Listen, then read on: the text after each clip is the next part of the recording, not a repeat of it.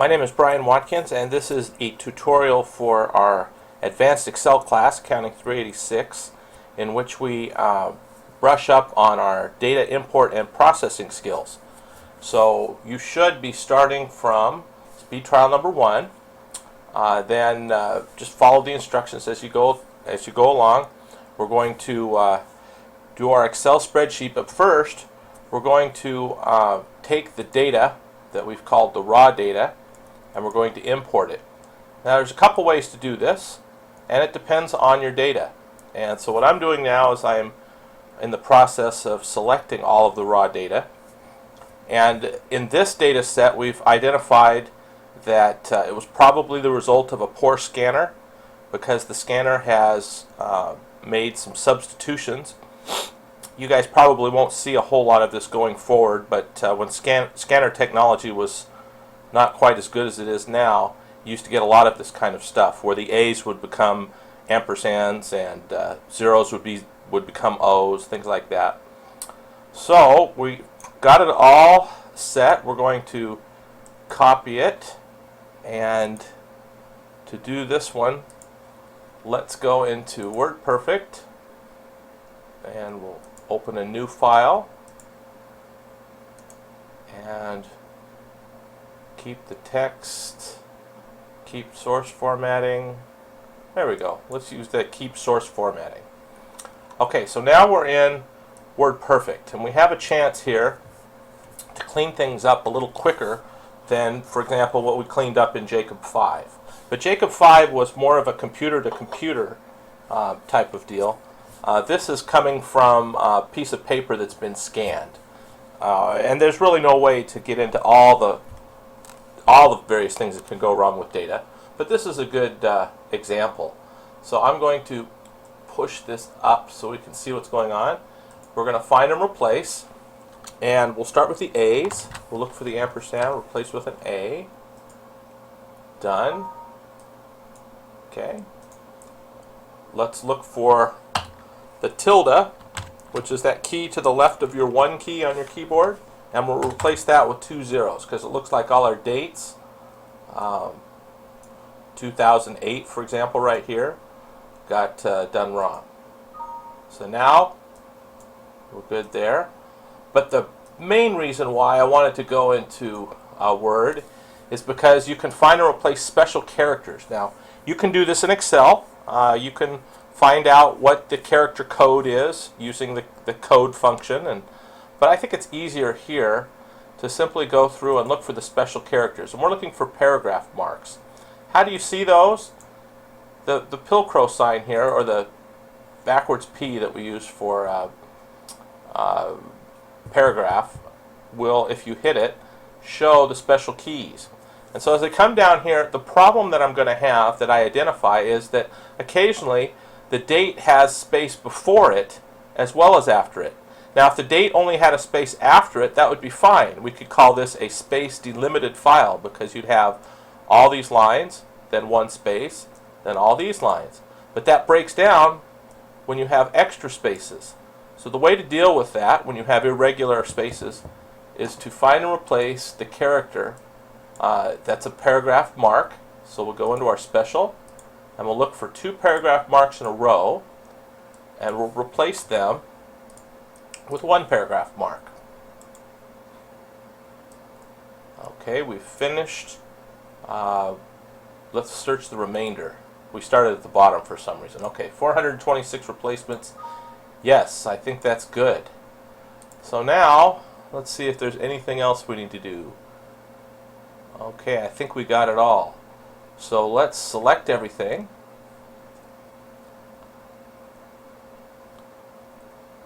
Takes a little while. And now once it's selected, we're going to copy it. Why did I not cut it? Because I'd like to leave a backup just in case my copy operation goes wrong. Okay, so here is, let me bring this down now. Here is our Excel screen. We've got our Accounting 386 speed trial number 1, and if you're in the testing center, you have your name here, and we'll just come up and paste We can keep source formatting, or we can match destination formatting. Either way, now let's just go with the default. Okay, we're matching the destination formatting. Now, Michael had a great idea that I haven't used yet in this course, which I'm going to use right now, and that is to do a proper on everything all at once. Okay, I think that's a great idea. So we're just going to go over here to B1, and we're going to proper. Let's see if it works on. Hopefully, it works on just text. So if there's no text, it should keep it in date format. Okay, so let's do that. So we've properized our data. I've never done this before, so if it doesn't work, I'll just have to go back and erase here. So now we're going to cut, and we're going to paste values. Come on. Oh, I have to copy, sorry. Copy, paste values. All right. So we're done. Let's escape, end down, clear those contents. Okay, and now we have to put these into their appropriate places using a macro. Now, let's go back and review just basically what's going on with the macro. It's going to remember everything that we do, so we can probably format. Oh, it looks like all the others got formatted right. Number stored as text. We want to make this a date. Short date. Well, that one's calling it a date. This one's not. Let's try converting to number and then converting back to date. That worked. Alright, so now let's go developer, and we're going to use relative references, which means that our macro will always do the same thing. It'll just go relative from the place that it's at, which is necessary because we're going to be going down as we fill up our table. Alright, so we're going to record the macro. We are on. We'll call this data clean. Give it a control P and say put vertical data into a horizontal table format for a table. Okay. Now we're recording, and it's very important that I don't touch my mouse unless absolutely necessary. So I'm going to do Control X, Control V, down arrow, side, Control X, side arrows, Control V, and you have to be really careful because if I tap this too many times, if I tapped it one more time now, it wouldn't look like anything was bad, but when I run my macro, it would crash. So Control X, Control V, Control X, Control V. Okay, so now I've got my data all lined up in a row. So I'm going to come back to A, hold my Shift key down, and get rid of 4 rows so that we have a blank row for the next one to start on. So I'm going to use my mouse now to delete and shift cells up, and then I'm going to hit 1 down arrow, and now I want to stop. Now it's important that I have that blank line because I don't want to overwrite this data that I just cleaned up. It's important that I ended on my date because that's the place I want to start my next macro. So Control P goes to print. Oh, that was dumb. I used a shortcut that already has a different function. So let me go back into my developer, my macros, data clean, and I will edit that. Control Shift P, got it. Okay. So close that. And now I'm going to do Control-Shift-P. And it worked just fine. So I'm going to hold that down. It is awfully slow.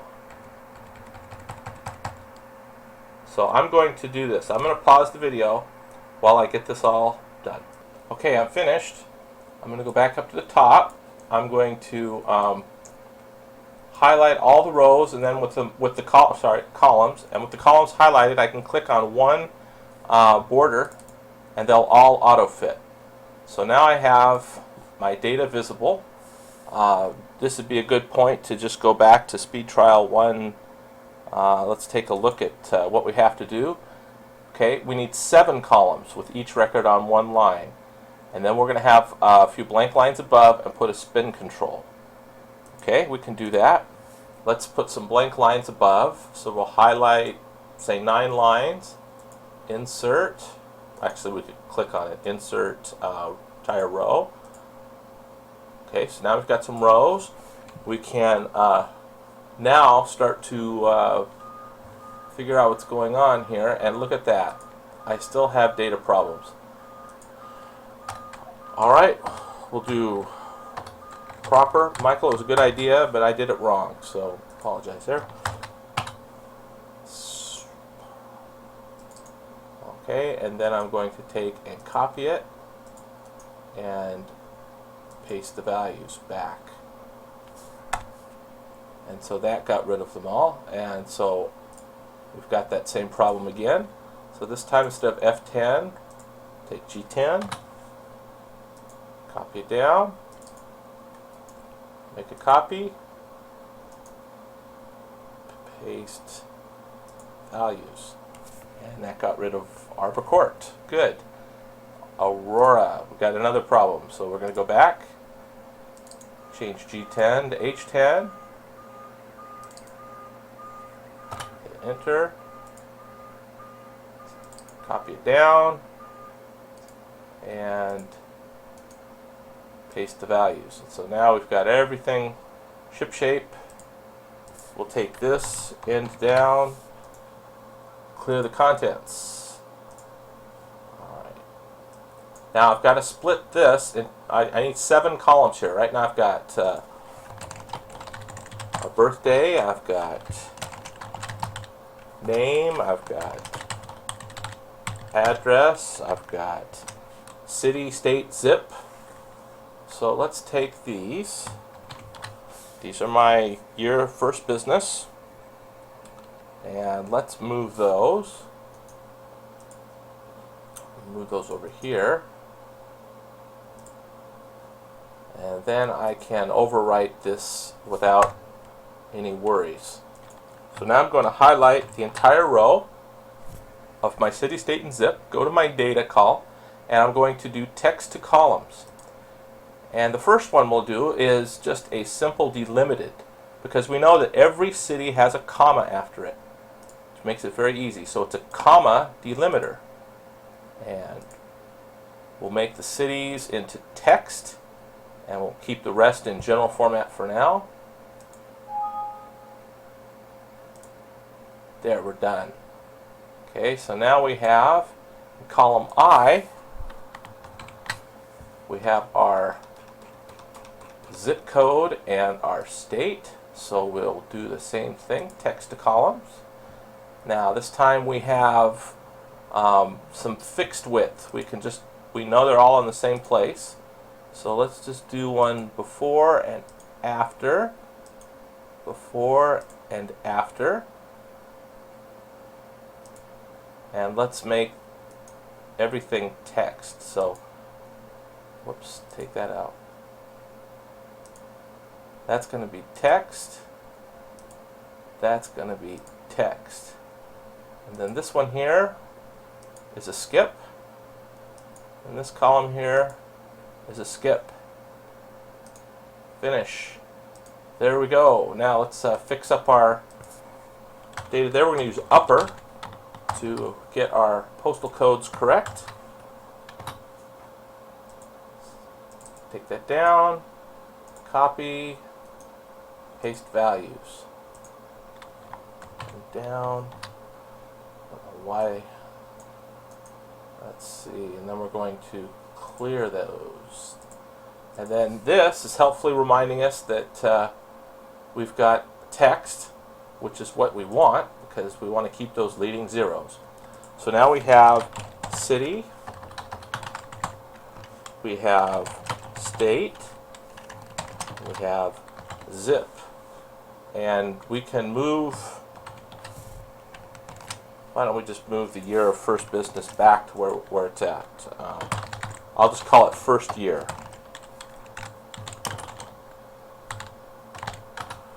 Okay, let's put all of these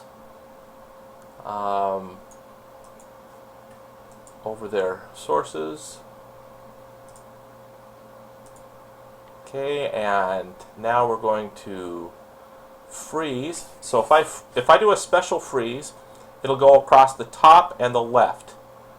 So I'm going to go to my view, freeze panes, and there, I've frozen on the top. I don't want to see my page breaks, so I'm going to go real quick off to my page breaks. Display. I don't want page breaks. There we go. Okay, now let's turn off grid lines and let's set to business. We need a spinner that's going to take us through this data. My spinners are found in the form controls, first row, spin button. There's a respectable spinner. Okay, let's also find out how many. Let's start with how many rows of data we have. So I don't need to see these, but I'm going to do it here up in the corner because that's how I did it in class, just to teach you guys what's going on. So count A will count the number of cells in a range that are not empty. Oh, let's create our ranges first. I'm sorry. Okay, so we're going to highlight all of our data. Okay, our data is highlighted. Control-Shift F3 is create names from selection. And I'm going to use the top row to create my names. And so now if I go to formulas, this is where create from selection is if you forget your shortcut.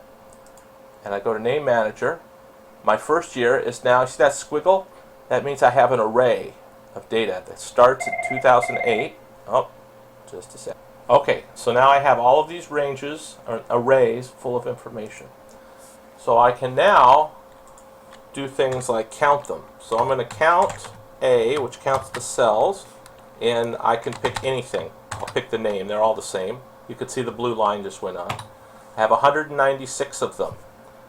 Okay, and so now I'm going to have a number that I'm going to subtract from 196. So C3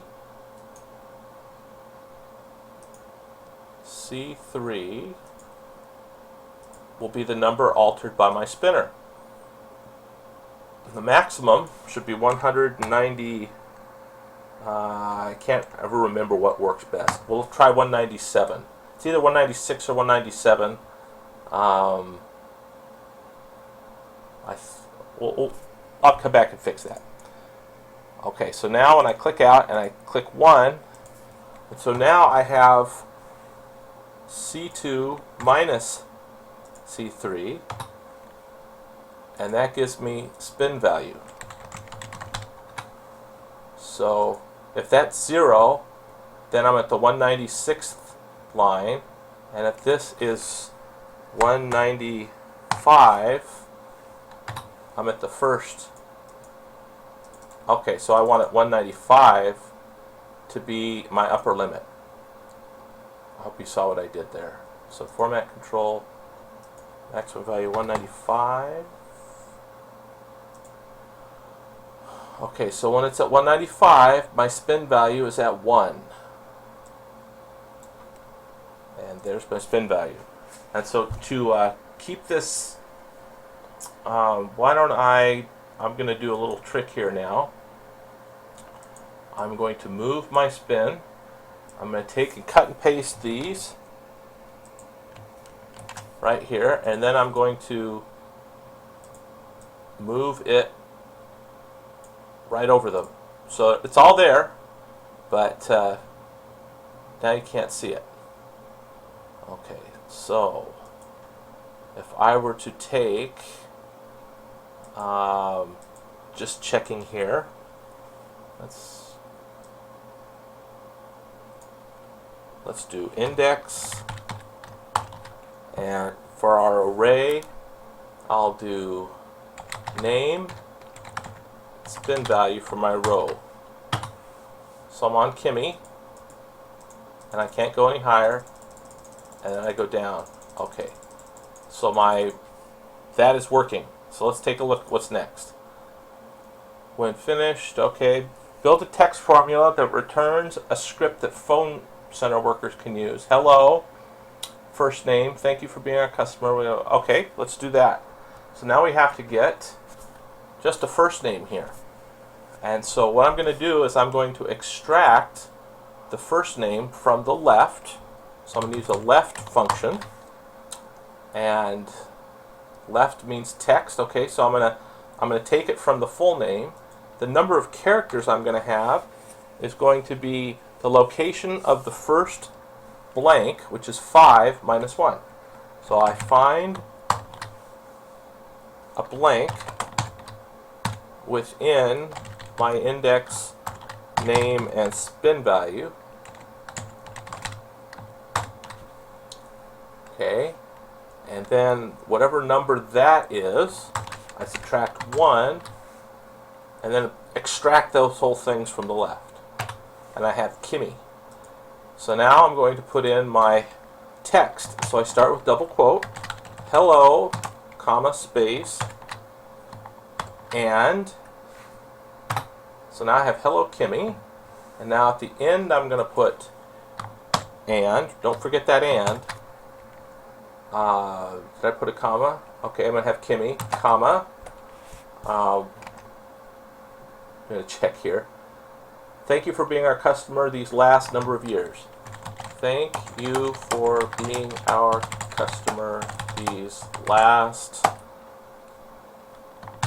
Okay, now I need number of years. So how am I going to get the number of years? I'm going to take. Okay, now if I can't remember what I named them, I can hit F3. So I want the index of first year at spin value. Oh, look how the computer did that. It used the underscore before the number. Okay. Okay, so that index first year spin value is 2008. I guess if I'm going to do a date calculation, I need to get the year today. Okay, so I've put today in the year function, and that will return 2013 minus the year.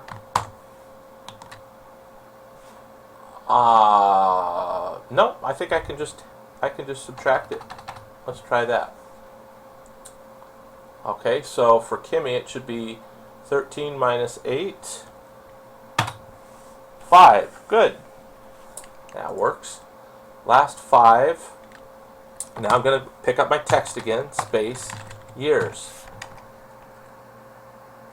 Okay. We would like to extend a special discount on your next order. Alright. We have, let's take these cells. Oh, we can't do that because then we're going to have this all messed up. Okay, well, let's just do this. We'll highlight. Personally, I think anything in Garamond looks better. That's just my font. We'll do 16, 20, there we go. Okay, how would I break that up? Last 5 years. Oh, let's just leave it for now. This is just the speed trial. Okay, so we have that. Please cause your dialog text to be formatted to be okay. We've done that. Freeze frame, done that. If it's not been doing business with the company for more than 1 year, have the dialog change to hello. Okay, where were we? More than 1 year, have the dialog change. Okay, so what we have to do now is we have to make this smart enough, so we have to put an if statement in. Okay, and where should we put the if? We don't need to change the hello stuff. We need to just change this one right here. So we're going to put if, let's see, year, today, minus, index, first year, F3, let's see, click on first year. Did it go in? First year, comma, spin value. Okay, so now we have, if that is greater than 1, meaning 2 or above, comma, print, thank you for being our customer these last few years. Okay, everything's good there. And we'll stop it. Let's keep it easy. If it's false, we put comma, thank you. What's it say? Oh, okay. We are grateful. Hello. We are grateful to have you as a customer and would like you to have a special discount on your next order. Okay, and then close the if statement. Now let's check our if statement. We'll click inside it and we'll say, what's our test? Is the year minus the index, okay, greater than 1? If true, print, thank you for being our customer these last some years. We would like to, if false, we are grateful to have you as customer. Okay, I think we're good. We now have a smarter, let's look here. I think if we get down to 212, which is Tona, we are grateful to have you as a customer and would like you to have a special discount on your next order. Good. Okay, so we're done with that one now.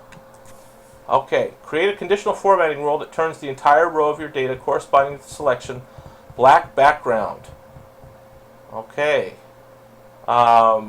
Please use any font other than Calibri. Oh, that's supposed to be, if you see this, that's supposed to be up here. Okay. Just tell all your friends here that that's where that belongs. So take that, do a little editing on the video there. Okay, so now we just need that conditional formatting rule, and that's a pretty easy rule. So conditional formatting puts a formula in every one of your data cells. So now that I've selected them all, I go to conditional formatting, new rule, and I'm going to use a formula. And I want to format values where this is true. Okay? And I want to say where my spin value is equal to the row minus, okay, see I'm on 10 there, that means I have to subtract 9 rows. Then I'll format this. It'll take a while, huh? There we go. The font will be bold, italic, white, and the fill will be black. And okay. Looks like I need to scoot that out for the bold. There we go. So don't be frustrated by that conditional formatting. It really is not a difficult rule. I'll put it up here. edit rule. What you do is you take your spin value. You have to start with it equals because it's a formula. And you take your spin value and you subtract the row where the spin value is minus 9 to convert. See, right now we're on row 10, so all these cells are throwing out a row 10. Spin value is 1, so I want the row to be equal to 1, so I take 10 minus 9. Freeze this if you want to look at it longer. Alright, we've got our rule. Put a new column directly to the left of your first column and create a macro that inserts the words do not call. Okay, let's do that. I left one here, so we'll just, oh, that's not the one I want to stretch. So here's our do not call column. And let's just say I want to have this person here be a do not call. So when the macro, let's call the macro, it's going to use relative references. We'll record the macro, we'll call it do not call, and we'll call it control, I don't know, M sounds good. Do not call, do not. Okay, now, okay, so I'm going to do something here to try and make it a little more robust, because it's going to execute no matter where you're at. So I'm going to tell it to go all the way to the beginning and then specifically take it 3 more rows over. That way, if I execute it from any one of these other cells, it will automatically go back and come to the right cell. And I'm going to set my background to red, my font to yellow, bold, and then I'm going to say do not call. And I'll put not 1 but 2 exclamation marks. Okay, now I click out, click back in, center it, and then I can either hit this button here to stop recording. What you're not seeing, let me put it there. Hover over the button, click to stop recording. There we go. So I didn't have to go all the way back to my macro. Alright, so now let's see if we did it right. Tie your macro to a button in the upper left of the screen. Oh, buttons are easy. So we'll just go up here and we'll put a button. So developer, insert, first one's a button. And let's do a, there's our button. And let's assign to it do not call. And let's click in there and do not call.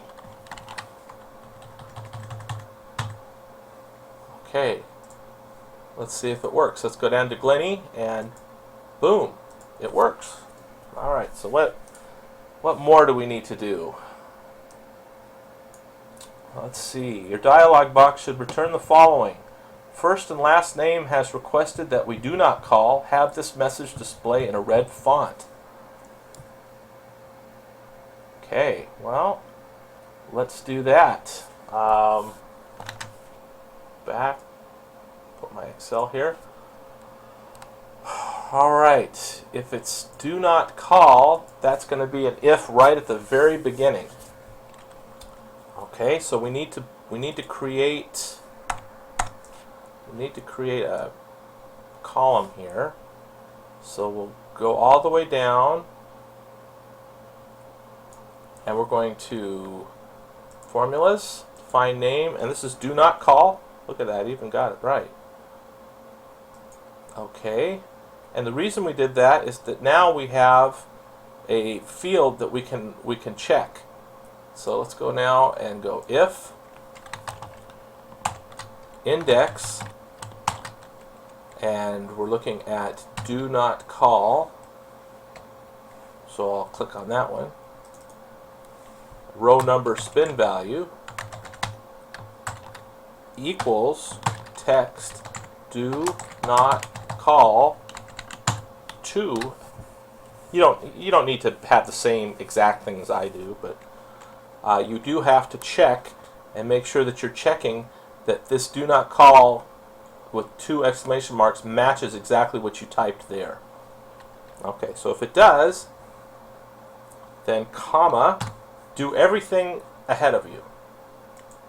If it doesn't, now we're going to do a new one. And I'm just going to say index name spin value.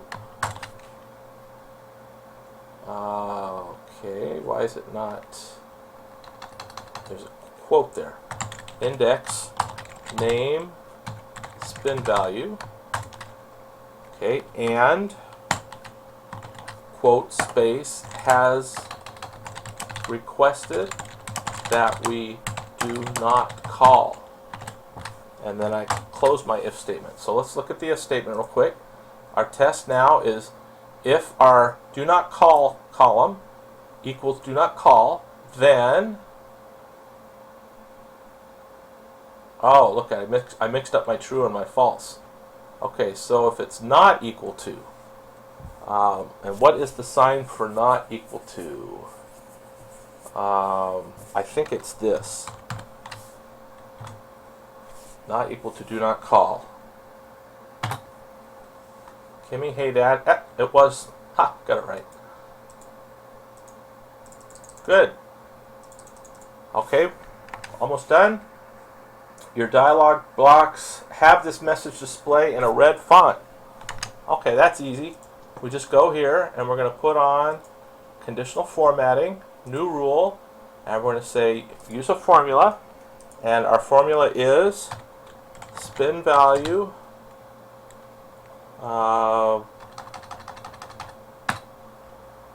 okay, how do we do this? If index do not call, I wonder if I can use F3. I can. Okay, if my index do not call spin value, comma, it's not letting me type anything anymore. That's odd. Okay, we'll cancel out and we'll go back. Conditional formatting, new rule. Let's format use formula. So if index do not call spin value equals do not call, then you want a red font. Color red.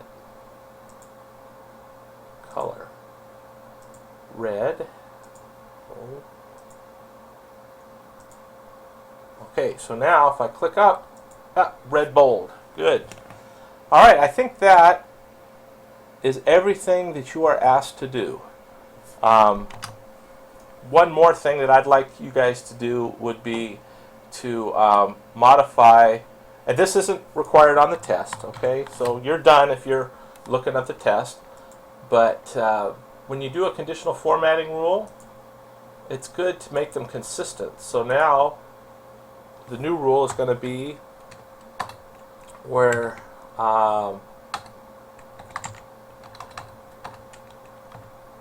index of do not call spin value equals do not call